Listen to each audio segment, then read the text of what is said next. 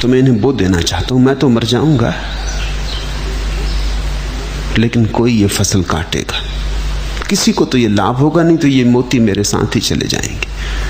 सम्राट भी लोभ से भरा, और उसने कहा ठीक है, तुम राजमहल के बगीचे में ही बो दो। उस आदमी ने जमीन साफ की, उस आदमी ने जमीन पर हल बखर चलाए, और फिर वो आदमी अचानक खड़ा हो गया। उसने कहा, सम्राट से कहा आप कृपा करके यहाँ आ जाएं, क्योंकि मेरे गुरु ने कहा था जो चोर न हो वही इन मोतियों को बोए।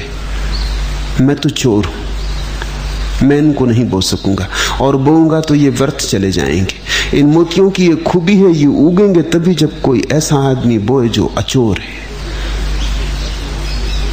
सम्राट अपने वजीरों की तरफ देखने लगा, वजीर पुरोहित की तरफ देखने लगे, वो पुरोहित सेनापति की तरफ देखने लगा, और सेनापति सम्राट की तरफ देखने लगा।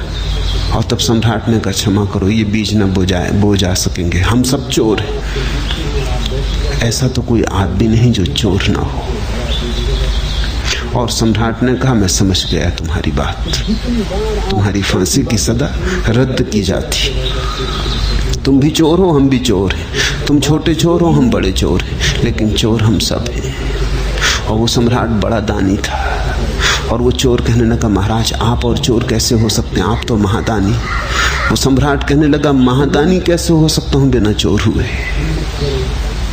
पहले तो चोरी करनी पड़े, फिर दान करना पड़ता। लाख आदमी चुरा लेता है, 2-4 हजार दान कर देता है। ऐसे चोरी के ऊपर साधु हो जाता है। चोरी करके यहां धन इकट्ठा कर लेता है, साधु होके पुण्य करके वहां स्वर्ग में भी सिक्के इकट्ठे कर लेता है। तुम तो योजना बनाते मृत्यु तक की, मृत्यु के पार तक की, अपने लिए, अपने बच्चों के लिए, अपने बच्चों के बच्चों के लिए, नाती पोतियों के लिए। समय के लंबे विस्तार पर तुम्हारी कामना फैल जाती। फिर उस कामना के धुंध में से तुम देखना चाहते हो यथार्थ को, नहीं दिखाई पड़ेगा।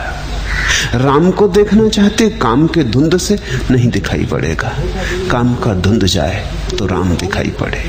सत्य तो